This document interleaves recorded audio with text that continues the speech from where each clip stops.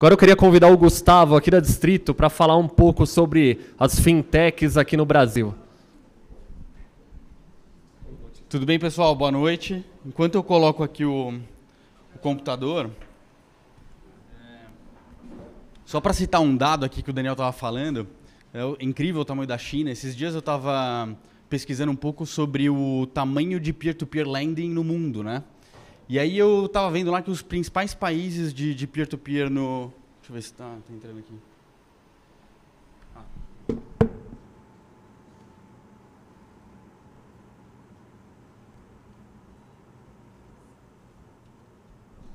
Boa. Os principais países de peer-to-peer no mundo são Estados Unidos, Japão, Reino Unido e China. Na média, Estados Unidos, Japão e Reino Unido fazem algo como 1,5 bi de dólar por ano, e a China, segundo os dados que o Banco Central da China apresenta, algo como 60 bi por ano. Então é brutal a diferença, assim, é um mercado realmente gigantesco. Bom, não sei se todos vocês conhecem o Distrito. Meu nome é Gustavo, eu sou um dos sócios do Distrito. A gente é uma plataforma de inovação aplicada que conecta corporações, investidores, startups, instituições de pesquisa para construir os negócios do futuro.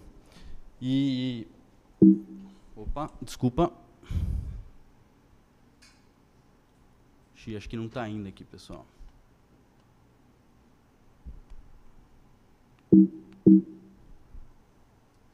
Eu acho que eu vou no dedo aqui mesmo.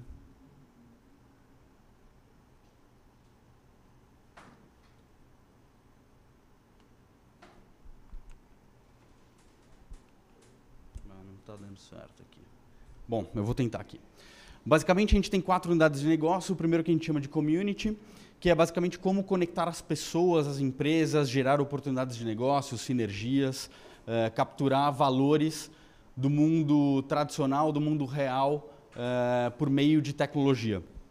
Então a gente tem 5 hubs de inovação, não são coworkings. Qual que é a diferença, que é super importante? Um coworking é um business de real estate, isso aqui para a gente não é um business de real estate, isso aqui é um hub de inovação, ou seja, a gente não aceita qualquer tipo de empresa, todas as empresas que estão aqui dentro estão voltadas a negócios de tecnologia, novos modelos de negócios escaláveis.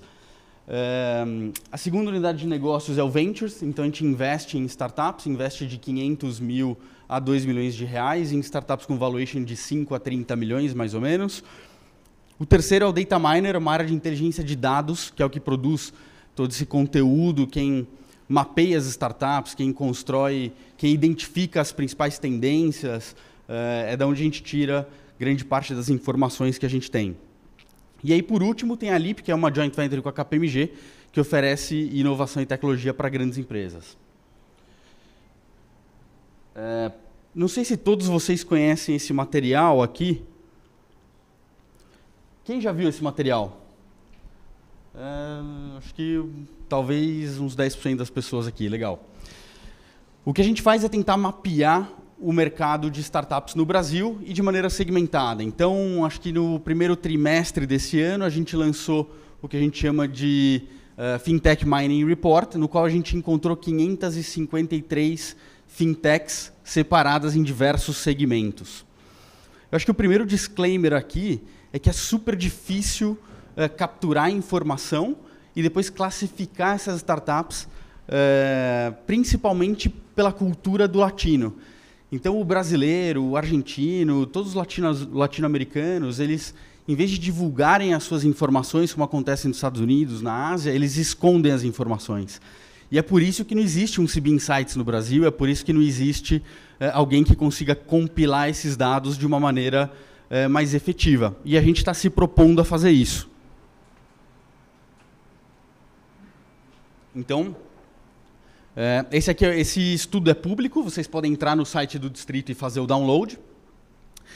Então, pode ser que existam alguns erros, sempre existem alguns erros, e que a gente vai conseguindo consertar isso ao longo do tempo. Quanto mais passa o tempo, quanto mais versões existem sobre isso tudo, a tendência é que a gente consiga ter uma capilaridade maior e uma profundidade maior nos dados.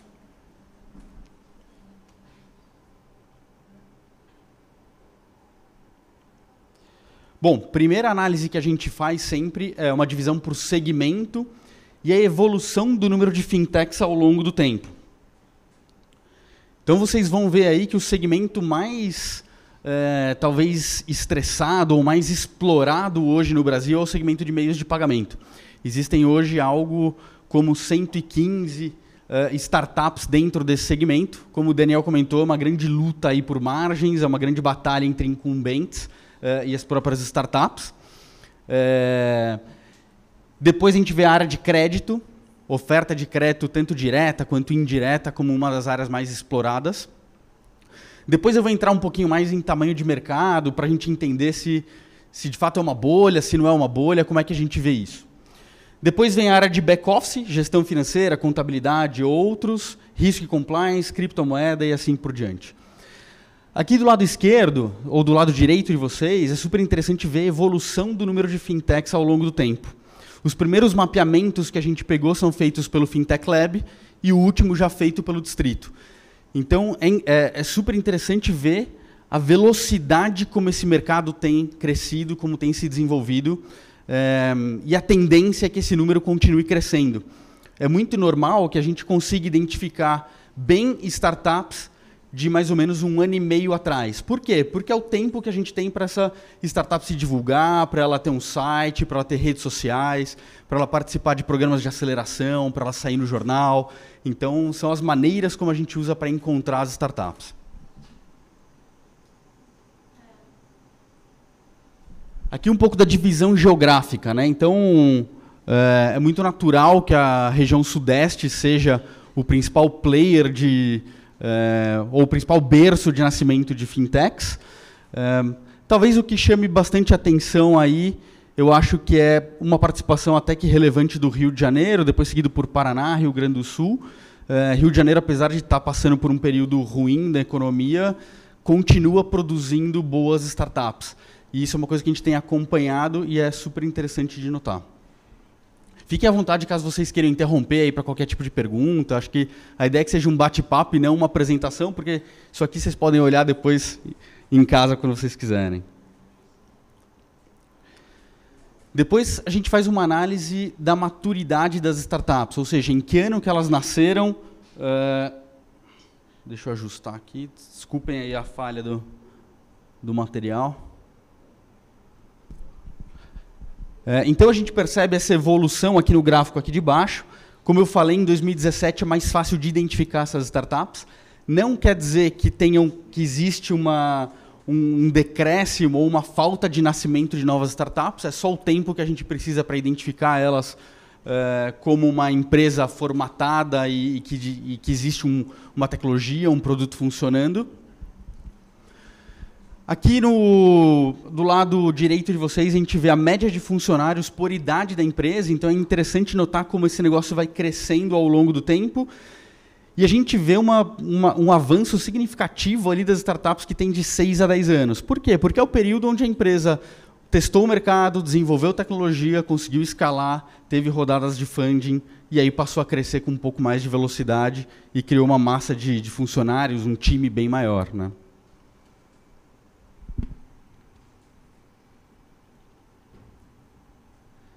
Aqui um pouco da análise do público-alvo, né? Então, tem muita gente que pergunta para a gente, mas pô, as primeiras startups que surgiram no Brasil eram muito focadas em B2C, o que aconteceu? A verdade é que B2C é um business muito difícil de ser desenvolvido, né? Não só no Brasil, mas em qualquer lugar do mundo. Exige muito dinheiro, alcançar o consumidor, converter o consumidor, é um trabalho árduo. A gente vê que tem startups que ficaram bem grandes aqui no Brasil, que se tornaram unicórnio como B2C, mas o mercado B2B ainda é o mais fácil de criar novas empresas. É um mercado onde você consegue ter tickets maiores, ter um crescimento mais rápido, consegue testar a tese mais rápido. Então, é natural também que o B2B seja mais representativo dentro dessa divisão de público-alvo. Aí a gente faz uma separação aí de público-alvo por segmento das startups. Acho que não vale a pena a gente entrar muito aqui.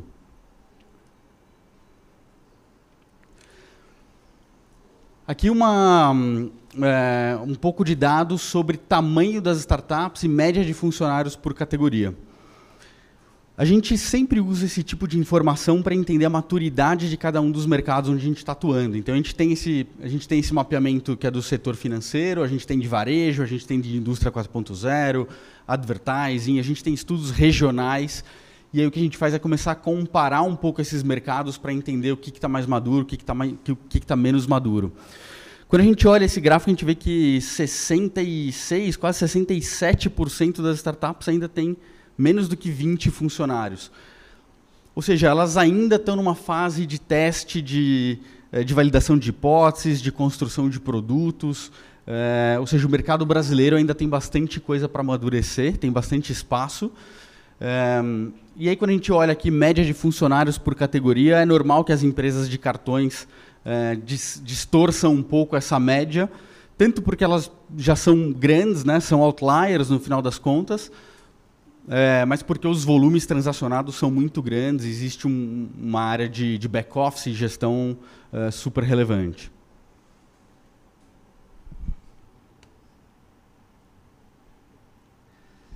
Isso aqui é um slide super interessante, né? A gente sempre costuma pensar nos empreendedores de startups como aqueles dropouts de faculdade, aquele jovem que conhece bem de tecnologia, que já nasceu nesse mundo mais digital. E a grande verdade é que a maioria dos empreendedores são caras um pouco mais maduros. São caras que já tiveram experiências profissionais anteriores, são caras que, na média, têm ali entre 26 a 45 anos.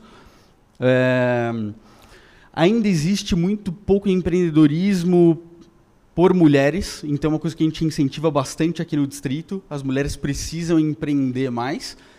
Isso não é só no segmento de serviços financeiros, mas ele é mais acentuado no segmento de serviços financeiros. Então, enquanto na área de saúde a gente tem algo como 18, 20% de founders mulheres, aqui nesse segmento de serviços financeiros apenas 12%. Eu acho que isso reflete um pouco também do que é a área de serviços financeiros ainda é muito masculinizada, né? A gente ainda tem... Oi, pode falar.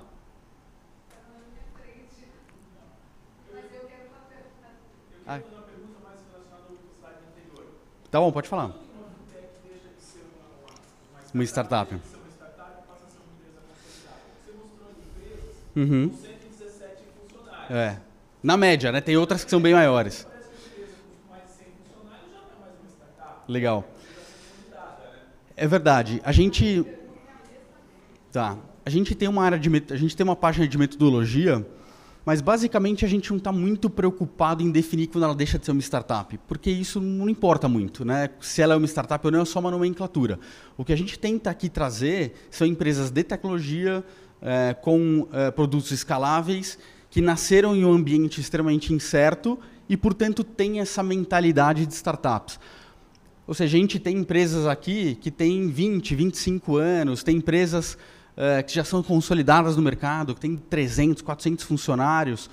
Então, nesse momento aqui, a gente não está tão preocupado em ter essas definições de mercado, mas a gente está preocupado em trazer um pouco mais de histórico e montar dados sobre esse tipo de categoria de empresa, que são empresas escaláveis, de tecnologia, que nasceram no ambiente certo, etc, etc. Mais alguma, não? Também não é surpresa que grande parte dos founders nasceram em São Paulo, seguido do Rio de Janeiro também. Quantidade média de sócios por startup é sempre 3. Então, todos os estudos que a gente faz, todas as regiões que a gente vai estudar, em geral, são 3 sócios, o que a gente acha que é bem saudável, né? Existem alguns founders solo, mas é uma tarefa árdua, né? A gente tem alguns empreendedores aqui e todos sabem o quão difícil é construir uma empresa sozinho, é pior ainda. Normalmente, o time de 3 pessoas é bem razoável para isso. Então, aqui entrando um pouco nesse conceito que a gente estava discutindo, né, a gente fez uma seleção das super fintechs. Então, a gente identifica características como evolução do número de funcionários, mercado em que ela atua, ano de fundação, faturamento presumido, visibilidade, redes sociais. São diversas características que a gente analisa, coloca isso dentro de um algoritmo e identifica quem são aquelas empresas que mais se destacam no mercado. Se vocês olharem aqui, por exemplo, a Conductor ou a ClearSale, elas são empresas de mais de 20 anos. Seria uma startup? Talvez não, né? Acho que não. Mas dentro desse conceito de poder mapear as empresas de tecnologia, a gente acaba incluindo. Interessante notar aqui eu acho que são as empresas que são teoricamente candidatas a unicórnios aqui, né?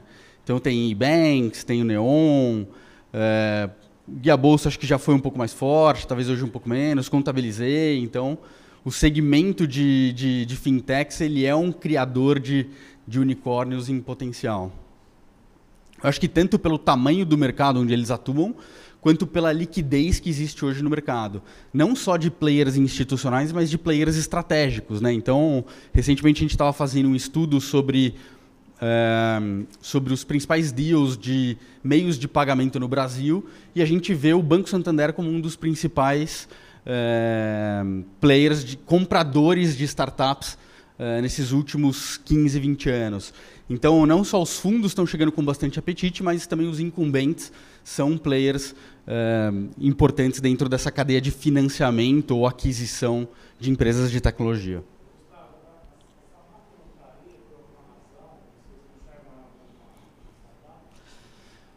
Olha, eu não sei te dizer exatamente por que ela não está, mas dentro daquelas características que eu citei, talvez ela tinha alguns pontos que ainda não faziam com que ela se comparasse com essas aqui. Mas ela é realmente gigante. Essa aqui é do começo do ano, primeiro trimestre de 2019. Mas os dados, eles, como eu falei, no Brasil, é muito difícil de recolher dados, né? Então, o que a gente faz a gente tem diversos robôs que buscam dados de redes sociais, que buscam notícias de jornais, revistas. A gente compra dados de fontes estruturadas como Nelway, TransUnion, Serasa, e a gente vai agrupando esses dados e monta esse algoritmo que identifica as principais empresas. O que acontece muito nas empresas de meio de pagamento é que elas transacionam muito, mas às vezes o faturamento delas não é tão relevante. Então, talvez possa ser alguma justificativa para isso. Eu praticamente não lembro de cabeça quais são as estatísticas da Samap.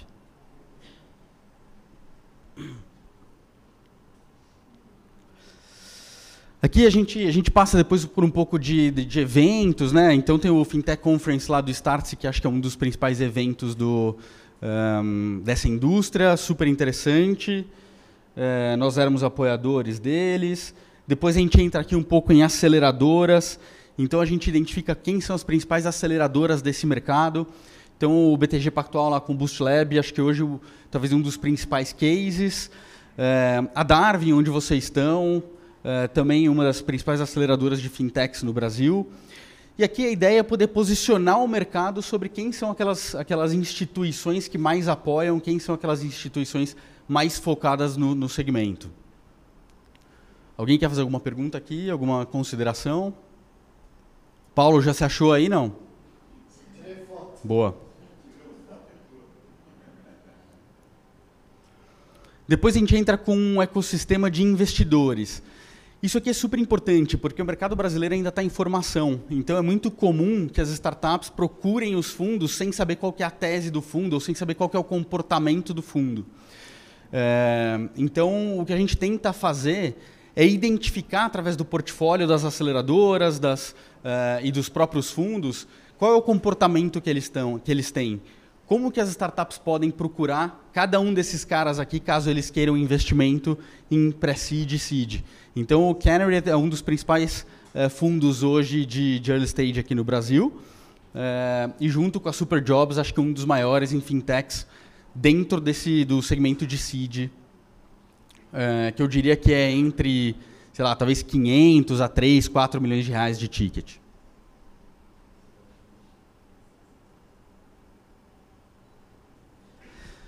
Aqui a gente vai para o ecossistema de investidores para Series A e B e C, então são tickets de investimento maiores. Não sei se todos vocês estão familiarizados com esses termos, mas um Series A no Brasil vai, não sei, me ajuda aí, Daniel, talvez acima de 10 a 20 milhões de reais, né? Depois um Series B vai de 30, 50, 60, não existe muito uma determinação desse range de investimentos, mas é mais ou menos isso.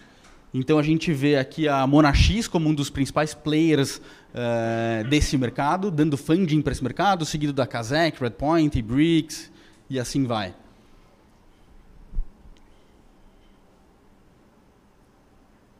Aí depois a gente cita 2 cases, que acho que não vale a pena a gente perder tanto tempo aqui.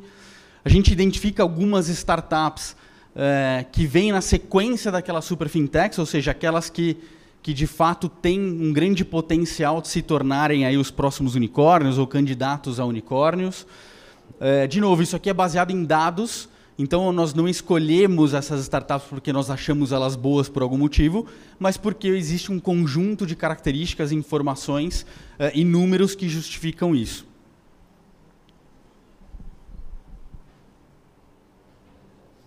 Aqui um pouco do prédio.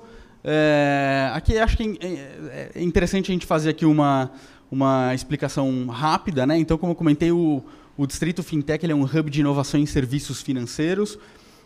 A gente tem diversos apoiadores, como a própria RTM, que nos ajudam a fazer essa infraestrutura funcionar, que nos ajudam a incentivar o mercado de serviços financeiros como um todo.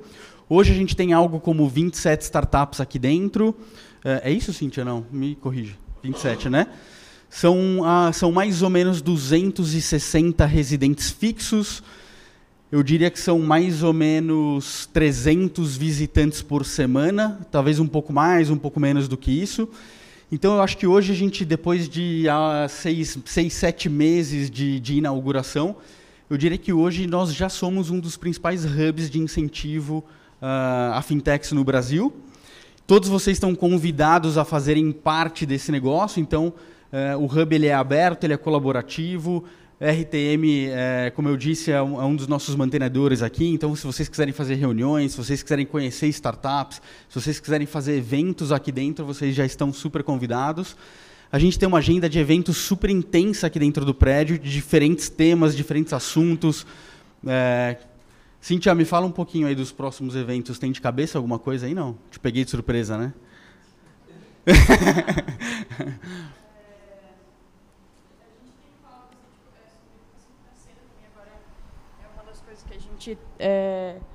Tem aberto, assim, a gente falou muito sobre inovação, sobre o mercado financeiro no começo. Agora é um momento que a gente está olhando bastante para a educação financeira, abrindo as portas do espaço para alguns parceiros para falar sobre isso, como, por exemplo, tenha poder sobre o seu dinheiro, como investir na bolsa de valores, enfim, tudo isso acaba gerando insights também. A gente tem feito bastante mentoria. Então, se alguém aqui se considera uma pessoa que tem um background interessante que pode ajudar as startups residentes ou startups que passam por aqui o tempo todo, vocês também podem ser mentores junto com a gente. Então, a gente tem um programa que é super legal, a gente agenda um dia e geralmente passam 4 startups pelo mentor. E é uma troca mútua, né? Super legal. Desculpa o susto aí. Depois a gente entra um pouco em cenário internacional, tendências. Eu acho que todos vocês aqui já estão relativamente bem familiarizados com esses temas, mas acho que bancos e pagamento mobile é talvez um dos temas mais quentes aí do momento. Ou seja, a gente já sabe que boa parte das transações que acontecem no Brasil já são feitas pelo celular e a tendência é que isso continue aumentando. Blockchain é uma tendência interessante, né? Os bancos têm tido iniciativas para usar mais o blockchain, mas a verdade é que ainda para usar as blockchains públicas, a infraestrutura ainda é relativamente cara, não tão bem preparada, a velocidade de transações ainda é um ponto a ser explorado, mas eu acho que ao longo do tempo o conceito é muito bem feito, é muito bem desenhado e isso deve avançar de uma maneira um pouco mais incisiva, né? Alguém quer fazer algum comentário sobre essas tendências, explorar um pouco esse tema? Podemos seguir? Podemos seguir, então. Boa. Depois a gente passa por automação, Open Banking. Open Banking é um capítulo interessante à parte aqui, né? Eu acho que alguém tinha feito uma pergunta sobre o Open Banking aqui para o Daniel. O Open Banking, ele praticamente dá um reset em diversos mercados ou diversas partes do mercado financeiro no Brasil. Talvez na área de meios de pagamento seja o mais seja uma destruição, eu acho que talvez uma reconstrução desse segmento. Então, o Open Banking vai permitir com que diversas empresas novas surjam, ganhem mercado e passem a disputar com os incumbentes de uma maneira que eles nunca poderiam em dias atuais. Então, a gente vai ver diversos aplicativos que vão se conectar com as nossas diversas contas e que vão centralizar a nossa vida financeira, não só no ponto de vista de informações, mas de transações. Então, a vida do consumidor vai passar a ser outra, vai ser uma experiência totalmente diferenciada. E certamente aqui existem diversas oportunidades, eu acho que tanto para startups quanto para os próprios incumbentes, né? Diversos deles já estão fazendo um trabalho nesse sentido, algumas iniciativas um pouco mais interessantes, outras talvez um pouco mais de marketing, mas a verdade é que a hora que esse negócio acontecer de fato, eu acho que o mercado vai mudar completamente. Desculpa? A gente considera dentro de Open Banking, né?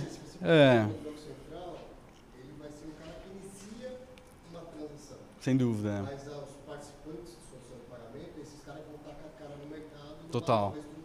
Sem dúvida. Na minha opinião, acho que é uma revolução completa. É paralelo, é verdade, você tem razão. Vai pegar forte. Tá preparado, Paulo, ou não?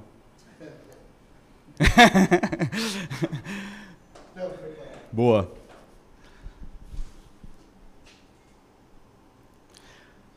Aqui falando um pouco de investimentos dentro do mundo de fintechs no mundo inteiro, né? Então, a gente vê desde 2013 uma evolução brutal do volume de dinheiro que está sendo jogado dentro dessa indústria.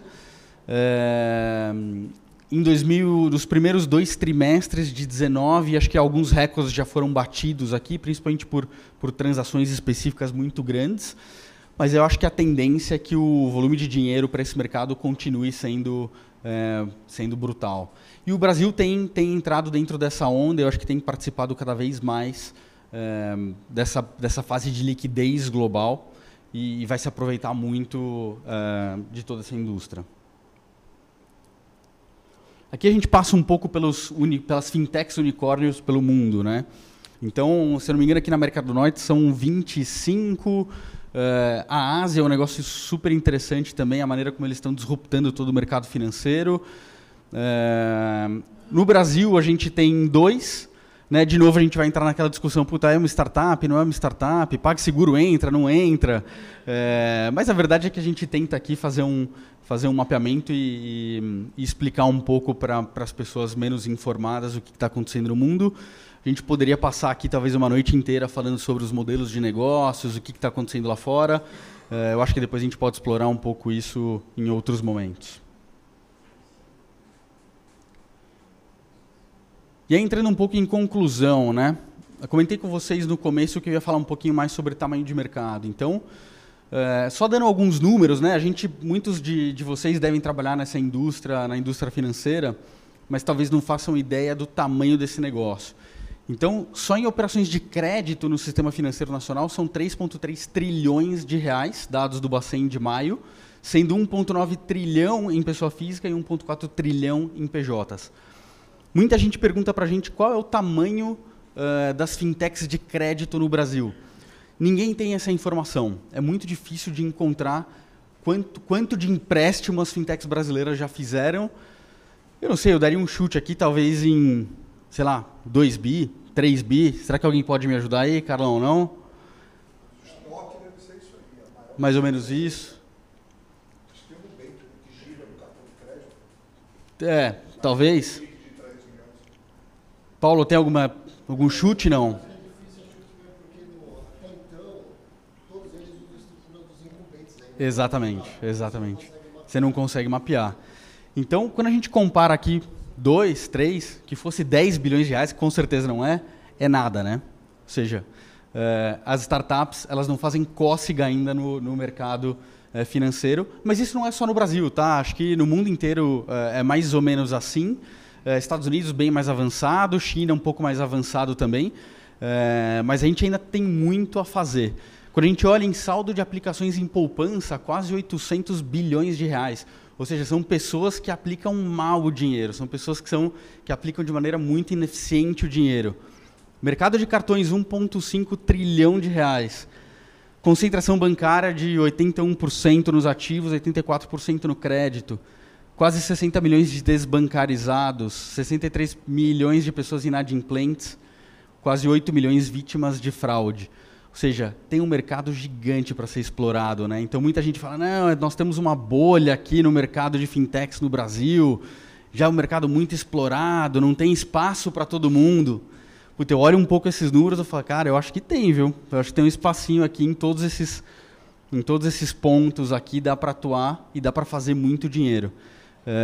Então eu não acho que é uma bolha, eu acho que o mercado brasileiro vai continuar se desenvolvendo de maneira super rápida. Liquidez é um ponto super importante, então o volume de dinheiro que tem entrado no Brasil ajuda muito esse crescimento, ajuda a explorar essas ineficiências do mercado. E passar um pouco mais de números aqui para vocês. Então, um crescimento brutal, né, do número de fintechs de 2015 para 2019. Dos 7, acho que agora 8 ou 9 unicórnios brasileiros, a gente tem duas fintechs. Dos 9 aspirantes unicórnios, que agora são 8, né, 3 são fintechs. Aqui, interessante, né, os segmentos mais quentes. Né? Então, de 2015 a 2018... nós tivemos 59 novas startups de crédito, 44 novas de meio de pagamento, 34 de back-office, 34 de criptomoeda. Isso aqui é um negócio super interessante, né? O negócio de criptomoeda, ele vem comendo aí pelas beiradas. O Banco Central cada vez mais pressionado a fazer algo. Recentemente regulamentou isso como um ativo financeiro e tem muita gente explorando esse mercado. Então... Cretas não virou, né? Pelo conceito de $1, parece que foi $1 bi. Então, pode ser porque esse material é de março, então... Então é verdade. O que mais que eu ia falar aqui? Um pouco dos segmentos que nós investimos aqui, para dividir um pouco com vocês, um pouco da nossa estratégia. Então a gente olha muito inteligência artificial, data analytics, cybersecurity, reconhecimento facial e visão computacional e blockchain. São tecnologias que a gente está muito atento, que a gente costuma mapear, que a gente costuma acompanhar de perto. Então, a gente tem 2 pontos de inflexão, aí o reset do mercado, como eu falei, que é o Open Banking e o Instant Payment. Eu acho que aí todos vão ter possibilidade de competir com grandes players. E uma lembrança super interessante, né? O lucro líquido dos bancos em 2018 foi de 98 bilhões de reais. Então tem muita gente que fala, os bancos não vão fazer nada, os bancos não conseguem, os bancos não têm dinheiro. SoftBank, 5 bi de dólar para a América Latina. Quando a gente compara o SoftBank, 5 bi de dólar, 20 de reais, com 100 bilhões de lucro dos bancos só em um ano, só em 2018, eu acho que vai ter bastante briga aí pela frente, acho que eles vão investir muito dinheiro, tem capilaridade, tem volume de clientes, obviamente tem muita competência, senão eles não estariam onde eles estão, mas vai ser um cenário super interessante de ser acompanhado daqui para frente. Vai ser uma choradeira. É isso aí. Bom, era isso que eu tinha para dividir com vocês. Espero que não tenha sido tão cansativo. Olhar dado é meio chato, né? Mas é interessante.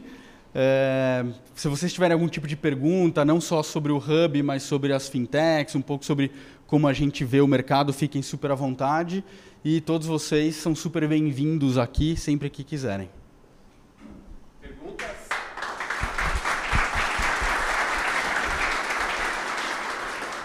Perguntas ao Gustavo? Daniel?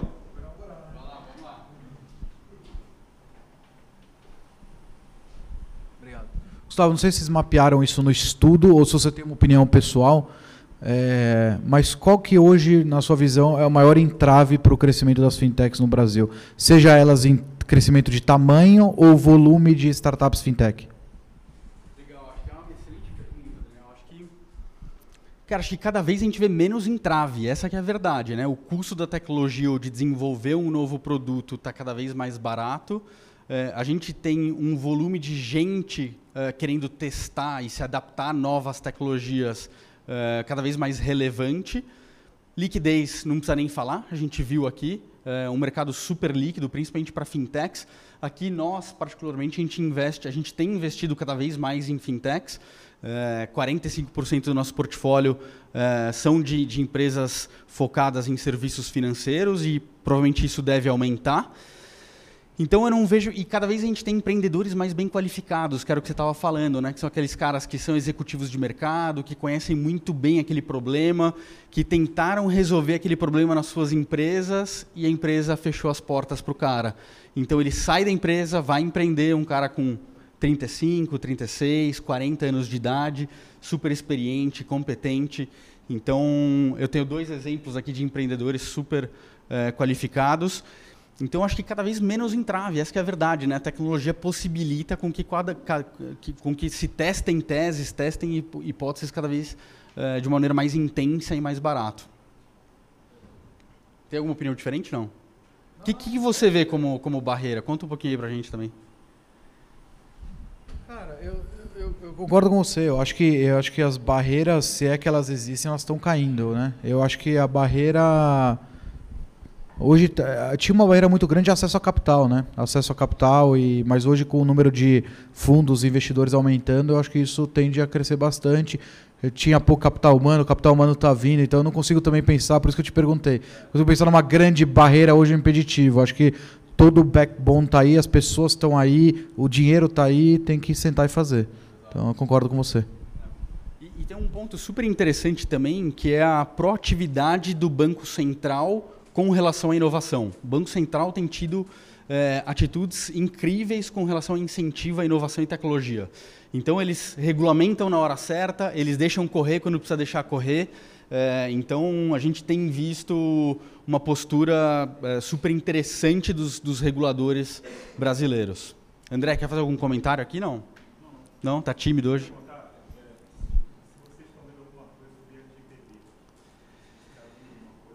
Cara, LGPD acho que é um capítulo à parte, né? Eu acho que todo mundo acha que está preparado, mas a hora que entrar em vigor vai ser uma luta, hein? A gente tem uma aqui no EdTech que chama Prively, que é só especializada em LGPD, um trabalho super interessante. Eu acho que se vocês quiserem conhecer depois, com certeza eles estão super abertos. LGPD vai ser uma luta, né? Porque eu acho que hoje as empresas brasileiras estão muito pouco preparadas para controlar os dados, para ter uma arquitetura de tecnologia segura com relação a dados. E vai ser interessante ver como que os reguladores vão agir e punir quem não tiver de acordo com isso. Então, a gente sabe assim, 99% das startups não vão estar de acordo, mas, a princípio, eles vão buscar os grandes, né? Não faz muito sentido ficar regulando startup. Então, eu acho que os grandes de meio de pagamento, os grandes de dados, a própria Nelway, que é parceira nossa, vai ter um desafio. Acho que eles estão super bem preparados com relação a isso. Mas eu acho que é um capítulo super interessante de ser abordado aí no futuro. Mais, pessoal, não? Vamos lá.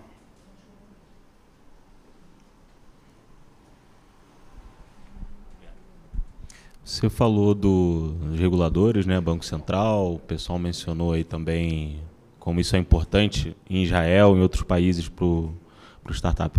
O que os nossos legisladores poderiam fazer para melhorar também o ambiente de startup, o executivo? A gente está com um governo novo que entrou com o discurso de melhorar as startups e de melhorar o ambiente de investimento, enfim.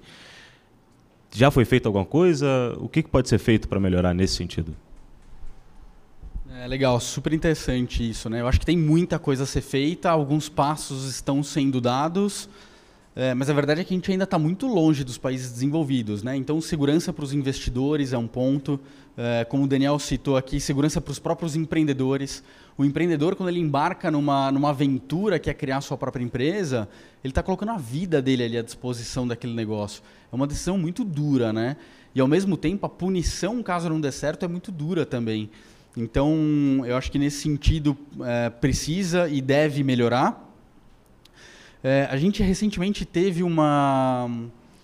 eu não estou lembrando aqui o nome, mas saiu uma legislação super pró-empreendedorismo. Eu não me lembro aqui de cabeça exatamente quais foram os pontos que mudaram. Mas assim, o governo está super atencioso e quer fazer funcionar.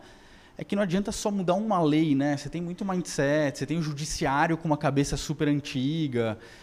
E isso é questão de evolução ao longo do tempo, eu acho. É uma opinião própria minha. Assim. Por mais que a gente queira mudar, queira criar as regras, queira criar as proteções. Por exemplo, se não me engano, no ano passado saiu a lei do investidor anjo. A gente nunca fez uma operação baseada na lei do investidor anjo, porque quando chegar isso na mão do juiz, o juiz não está nem aí para a lei do investidor anjo. Ele vai lá, vai buscar os bens dos investidores, vai buscar os bens do empreendedor. Então, ainda é difícil de tomar suas próprias decisões e riscos embaixo, baseados em novas leis que talvez ainda não tenham a maturidade suficiente ou que não tenham sido testadas de maneira suficiente, sabe? Mas eu acho que a gente está evoluindo. Eu acho que o ambiente de empreendedorismo no Brasil tem ficado cada vez melhor. Carlos, quer comentar alguma coisa aí? Você como empreendedor serial? Cara, eu concordo com você. E aqui tem uma diferença muito grande também, que é um risco pessoal, é o seguinte... Você der errado, seu filho vai estudar onde? Numa escola pública? Você vai ser atendido no SUS? Então, é uma decisão complexa para o cidadão, principalmente se você pega pessoas mais experientes, você tem um mercado de trabalho que é muito mais seguro, né? Muito mais fácil, mais seguro. Eu arranjar um emprego numa empresona, ficar lá, bacana, ter o meu plano de saúde, ter o meu salário que cai todo mês, do que não saber o que vai acontecer amanhã, né? Com tudo isso que você está falando. Legal, obrigado. O que mais, pessoal? Vamos comer e beber, não? Mais uma? Pô, eu tenho uma pergunta, acho que ela está meio mal formulada ainda, mas você me ajuda. Então tá bom. O que vocês estavam falando, eu estava pensando num outro lado, né? Tanto o lado de vocês, como investidores, como o lado da startup, no sentido de... os talentos, a educação está melhorando, mas também as empresas de fora estão vindo muito agressivo contratando a galera daqui, né? Então, por exemplo, a gente lá é uma empresa pequena, né? E a gente fez uma brincadeira. Se fosse fazer uma venda para uma empresa americana de Nova York que a gente conheceu lá, que a média de salário dos caras é $200 mil anos, falei, cara, só o que o cara economiza de salário pagando para a galera daqui já pagaria um valuation sabe, razoável, assim, né? Então, é uma conta meio maluca, né? E do lado do investidor, eu acho que também, porque a disponibilidade de capital e investimento, né? Eu não sei se isso entra como uma dificuldade ou não também. O que vocês acham? Acho que a gente encontrou uma barreira aqui. Não, acho que você tem uma startup, não? Eu sou da Bine, da empresa que é RTM. Ah, legal. Boa. A gente tem uma dificuldade e uma barreira cada vez maior, que é mão de obra de tecnologia no Brasil. Então, esse gap vai aumentar cada vez mais, porque a gente não tem escola suficiente para formar programadores na velocidade com que esse mercado está avançando. Outro dia me falaram um dado que a gente tem um déficit de mais ou menos 500 mil programadores no Brasil hoje. Não sei se é verdade ou se não. Eu sei que está difícil de contratar para caramba, né? Vocês devem estar passando por isso, o Paulo com certeza está passando por isso também, o Carlos. A gente passa por isso aqui no distrito. E São Paulo está uma luta. Quando você consegue contratar uma pessoa boa por um preço adequado, ele sai em 3 meses porque alguém que recebeu um funding bilionário aí veio e fez um bid talvez 3 vezes maior do que o que você tinha. Então, quanto maior é a liquidez do nosso mercado, maior vai ser a disputa pelos melhores profissionais. E com isso, o mercado vai tendo que se ajustar. Então, é muito normal, a gente já tem visto cada vez mais as software houses buscando soluções fora dos grandes centros. E fora dos grandes centros não é interior de São Paulo. Campinas já está com o mesmo tipo de demanda ou de disputa por profissionais. São Carlos, que vinha com uma alternativa, também já foi tomada lá pela Móvel, se eu não me engano, e algumas outras grandes empresas. Então, tem gente começando a olhar um pouco mais para Nordeste, que tem mão de obra super qualificada, mas a verdade é que esse vai ser talvez o maior desafio para a área de tecnologia e inovação no Brasil. E aí a gente vai ter que partir para outros países. Índia. Hoje o Carlos me falou Paquistão. Foi você que me falou, né? Argentina. Então, eu acho que aí temos uma grande oportunidade. Não sei se o André tem funding para investir em educação para tecnologia, mas eu acho que talvez seja uma das grandes oportunidades no Brasil. Só complementando esse comentário, o que eu escutei até recentemente de um colega, né? Que os grandes bancos, ou os bancos, né, não precisam nem ser grandes bancos, mas os bancos, com essa questão da transformação digital, de criar seus próprios núcleos, de fato estão roubando esses profissionais, vamos dizer, top, né, de linha de frente. E aí foi um profissional comentando comigo mesmo. Poxa, eu estava lá trabalhando numa startup, aí fiquei legal, tal, o banco X veio aqui e me ofereceu o dobro do salário para fazer o que ele fazia. Então, eu acho que nesse mercado, apesar das fintechs estarem pulverizando, mas tem os grandes bancos aqui que são inabaláveis, né? E aí eles fazem essa captura também de recursos. Como que vocês, assim, nesse núcleo de... Eu sou de banco também, mas como que vocês estão se estruturando para que a gente possa consumir produtos da fintech? Que dê segurança, que dê estabilidade, que eu sei que vai garantir o meu negócio lá, sabe? Então, acho que tem esse paradigma, né, aí também ainda para a gente quebrar em relação a recurso, a mão de obra. Boa, obrigado. Você levantou a bola para me vender agora, né? Não, só para terminar de falar isso, então, mas imaginem, por exemplo, Rappi, Creditas, Nubank, os caras com centenas de milhões de dólares parados lá com uma pressão terrível para aumentar features, para melhorar seus produtos, para fazer aquisições de clientes, e tendo que botar para dentro 100, 200, 300 programadores, eles vão pagar o preço que for. Então, essa é uma batalha até injusta, né? Não sei se com os bancos grandes, porque eles merecem isso, mas com as demais startups, com certeza. Bom, o Distrito ele tem uma área de inovação corporativa que chama LEAP, junto com a KPMG, e o que a gente faz é resolver problemas complexos de grandes empresas usando startups. Então, a gente usa toda essa massa de gente que está por aqui, a gente usa a inteligência que é feita dentro do Data Miner, e a gente constrói arquitetura de tecnologia que resolve esse problema, e depois a gente vai buscar no mercado as startups que resolvem cada uma das partes desse problema e que que estejam em estágio de escalabilidade, constrói código para unificar isso dentro de uma solução e depois conecta com o sistema legado. Então, é assim que a gente trabalha. Isso aqui é Open Innovation na veia, tem funcionado super bem. A gente atende empresas como Santander, como Ambev, como Dow Química, Grupo Votorantim, diversas farmacêuticas.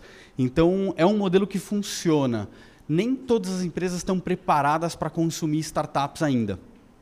Então, você tem desafios desde contratação, do tipo, uma grande empresa pede balanço dos últimos 3 anos de uma startup que foi fundada há 1 ano, e se não apresenta o balanço, ela não contrata, até a parte de integração em sistemas. Então, tem muitas empresas que ainda veem o sistema legado com algo impenetrável, vamos dizer assim.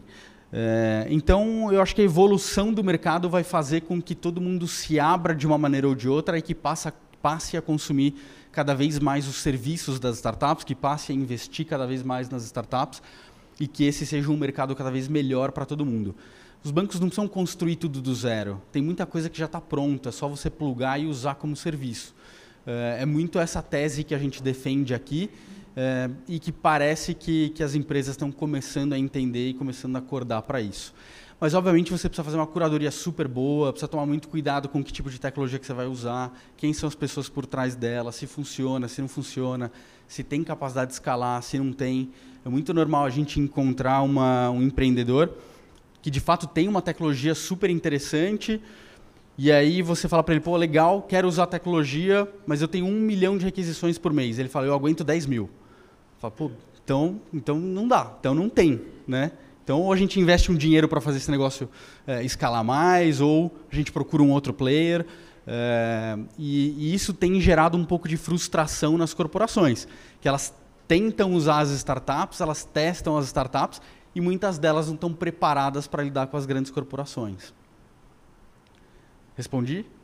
Me vendi? Obrigado, valeu. Muito bom, pessoal. Eu acho que é isso. Obrigado aí pela presença de todos. Obrigado, André e todo o time da RTM pelo convite. É uma honra receber vocês aqui. Estamos sempre de portas abertas. Obrigado, Daniel, também por ter participado.